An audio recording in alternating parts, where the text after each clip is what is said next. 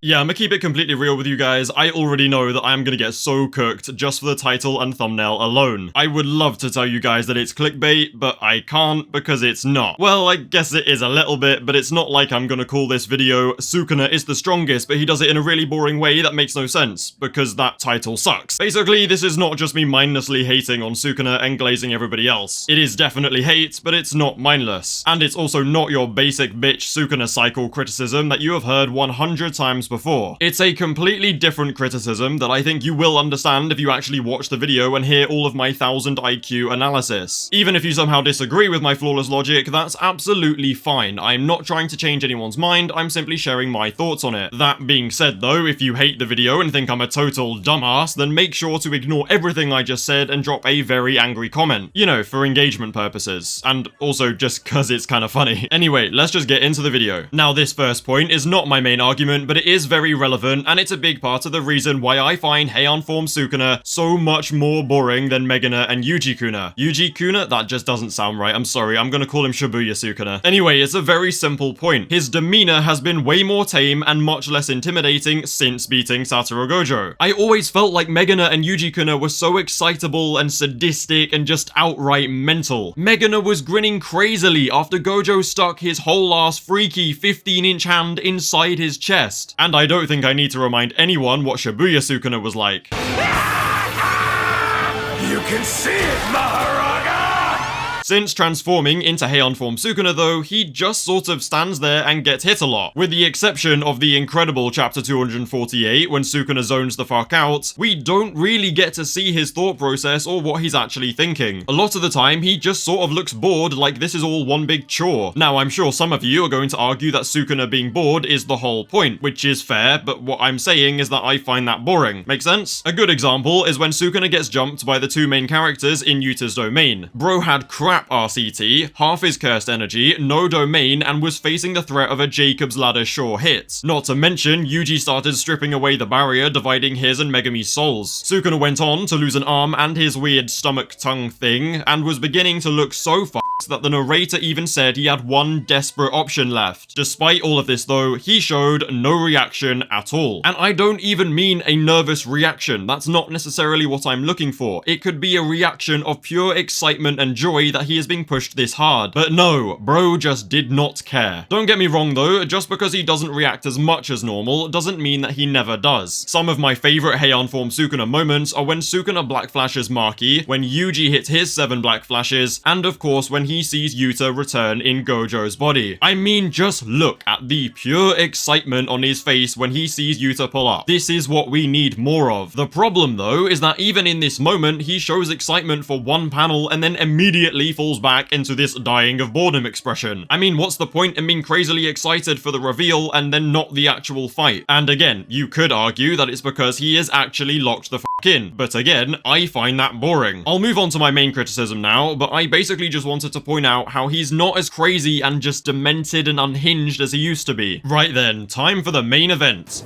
First off, Sukuna is undoubtedly a terrifying force to be reckoned with. He most definitely has proven himself as the strongest due to the fact that he beat Satoru Gojo and has thwarted nearly all of Yuta Okoto's backup plans. Hell, he's even thwarted Yuta's backup plans. He simply is a terrifying final boss. And you're probably wondering now that if I'm not here to complain about Sukuna being the strongest, then what exactly am I complaining about? Well, I'll put it like this. I do not hate that Sukuna is still standing. I hate how he is still standing. Many people are very bored of this so-called Sukuna cycle where he just wins every fight he gets into over and over again. I actually have no problem with this. I think it's a really great way of showing just how terrifying the King of Curses is. My problem is the fact that the way Sukuna wins these fights is just so damn tedious. At this point, the only reason that he hasn't been beaten is simply because of his insane durability. He just tanks everything. He tanks Jacob's Ladder, he tanks Yuji's Black Flashes, he tanks Cleave, and then he even even tanked Yuta Okotsu's Hollow Purple. His output has been arse for ages now, and at this point he doesn't even have access to his curse technique because of burnout. I mean, as we saw in chapter 257, without Malevolent Shrine available, Sukuna outright cannot beat Yuji Itadori. Sukuna's attacks are so weak that they don't slow Yuji down one bit, so the only way that he can actually win is by binding vowing the fuck up and launching a full output Malevolent Shrine. Without that, he's basically just a fucking punching bag that will not go down. Against Satoru Gojo, he was smart, skillful, and incredibly calculated. Both himself and Gojo were constantly adapting and planning ahead, showing why they are the strongest. And being skillful was exactly why Sukuna won and maintained that title of the strongest. Hiding Maharaga's adaptation and constantly switching to domain amplification to touch Gojo showed how he earned that title. Manifesting the 10 Shadows techniques to use for himself, like he did with Maharaga and with Max Elephant's Water, is how he earned himself that title. Surviving through everything just because his durability is as strong as Gege wants it to be is not how he earned that title. Ever since he beat Gojo, it's like all his insane improvisation, adaptation, and straight genius just went flying out the window. Now he just tanks hits and makes binding vows to fix all of his problems, and in my opinion, that is boring. I mean, sure, it makes sense to use binding vows, and it is a realistic outlook on it, but in my opinion, playing major changes off with the explanation of binding vows simply does not make for an entertaining fight or an entertaining villain. I miss the insane skill and genius and cunning which allows him to beat his opponent, not just survive them by tanking all their hits. Now, it's only fair that if I'm gonna complain about this, then I should at least give a suggestion on how to fix it. Since the 10 Shadows is likely gone and Sukuna's output is fried, it makes sense that his options are very limited regardless of how skilled he is. Gege is making this fight very realistic, which is realistic, but it's just not entertaining. And yeah, I know I said realistic twice, go fuck yourself. My solution, therefore, is very simple. He should never have been nerfed that heavily in the first place. Now, I know a lot of you guys are gonna be thinking, hell no, if he wasn't nerfed, then everyone would be dead already. This is stated by Yuji and Yuta in chapter blah blah blah, shut the fuck up. Okay, right, I'm kidding, like, I agree, alright? If Sukuna was full power right now, or even just a bit stronger, they would all be fried instantly. But in fact, this whole idea actually highlights a problem I have with Jujutsu Kaisen in general leading up to this moment. Instead of making Sukuna weaker, Gege should have made the anti-Sukuna squad much stronger. For example, Yuji and Yuta should be able to tank dismantles because they got strong over the time skip as opposed to surviving them because Sukuna is weak. This way, Sukuna has to actually win these fights via skill just like he did with Gojo, instead of winning them because he can just tank all of their strongest attacks. Another example is Yuta's Hollow Purple. That whole situation went from peak excitement with the cliffhanger to total boredom in the space of one page. Everybody was theorizing about how Sukuna was gonna big brain his way out, when in reality he just got fully hit by it off screen and then walked away more or less in one piece. The more interesting alternative would be to have Sukuna fully avoid the hit by doing something crazy like, I don't know, manifesting an indestructible domain structure to maybe block the hit. Okay, sure, that was just one shitty idea off the top of my head, but you get my point. Sukuna would just be so much more interesting to me if he actually won all of these fights with crazy skills instead of just tanking everything. Making the anti-Sukuna squad stronger would massively increase the stakes, and yet if Sukuna still keeps winning, then it would just further reinforce how crazy strong he is. But it would be in a much more exciting and engaging way. The stakes can then further be increased by outright saying things like Jacob's Ladder and a Hollow Purple will one-shot Sukuna. You need to make it feel like if he gets hit by these attacks, then he's done, so not getting hit by them is a massive feat of skill. It would just make him look even stronger if he manages to devise plans mid-battle to avoid getting hit. It's kinda like how everyone knows that Sukuna automatically loses if he gets hit by Infinite Void, so naturally that possibility makes all the readers way more excited. A good example of this is when he was actually hit by Infinite Void in the Gojo vs Sukuna fight. Everybody lost their mind because they're just thinking, yeah, it's over, Sukuna's been hit by it, what can you do? And then you see Maharaga be summoned and you realize that the entire plan Sukuna devised led to this moment, which helped him avoid getting hit by Infinite Void. I shouldn't say avoid and Infinite Void in the same sentence. He wasn't hit by Infinite Void that badly, but oh my god, I've fully butchered that.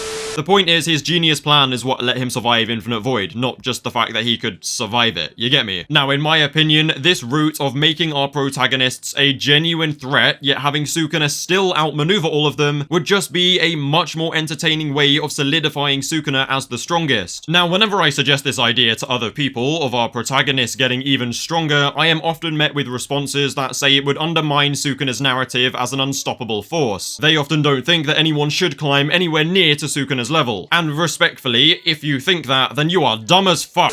I'm sorry, what I meant to say is if you think that, you're slightly mistaken. The narrative of Gojo's students one day surpassing him and redefining special grade has way more weight to the story of Jujutsu Kaisen than Sukuna's unrivaled dominance does. And despite how crucial Gege made that very theme, we're still nowhere close to achieving it. Hikari, Yuta, Yuji, and Maki are all undoubtedly strong and are undoubtedly special grade. However, not a single one of them is even close to Gojo's level, and only Yuta even breaks into the top 5 sorcerers. I mean, f it, all the heavy hitters combined still don't compare to Gojo. With us already having a training time skip, and with us being in the last arc of Jujutsu Kaisen, I just don't see how this long setup narrative is actually concluded successfully. At this point, it just kind of feels like it might be too late. I think Gege should have dedicated an actual arc to the time skip, and actually have made the new generation's heavy hitters way closer to Gojo's level than they currently are. That way, you could fulfill Gojo's lifelong dream, have them genuinely be a threat to Sukuna, and then further emphasize how strong Sukuna is by still having him win all those fights. But instead, what we have is no real stakes, because we now know that Sukuna can simply tank whatever they throw at him or binding vow himself out. It's just no fun. I would much rather have the heavy hitters be an actual threat who Sukuna still outclasses because of his insane skill, not just because he's a boring ass tank. And I know, I've said that same sentence at least 3 times now, but I don't care. In fact, I'ma say it again. I still want Sukuna to be the absolute strongest. I just want him to do it in a much more interesting way with higher stakes. We have got to the point where Sukuna is literally about to get pelted with a full output Jacob's Ladder, and yet no one even bats an eye because they're all expecting him to boringly cheat his way out of it. Unfortunately though, I do think it's too late to make any of the heavy hitters rise to Gojo's level and fix this problem. It should have been built up for way longer, and this fight should have been written very differently. But hey, that's just me. If you like it as it is, then good for you. Genuinely good for you, alright? I just want people to enjoy Jujutsu Kaisen. Okay, I am genuinely done waffling and ranting now, and yes, this has been a massive waffle fest, but f***ing deal with it. Again, this is just my thoughts. I'm not trying to convince you to find it boring too. I just really wanted to hate on Sukuna for a bit for my own entertainment. Anyway, don't forget to like and subscribe if you want to see more banger content. Feel free to join the Discord and follow me on Twitter, links below. Actually, no, f***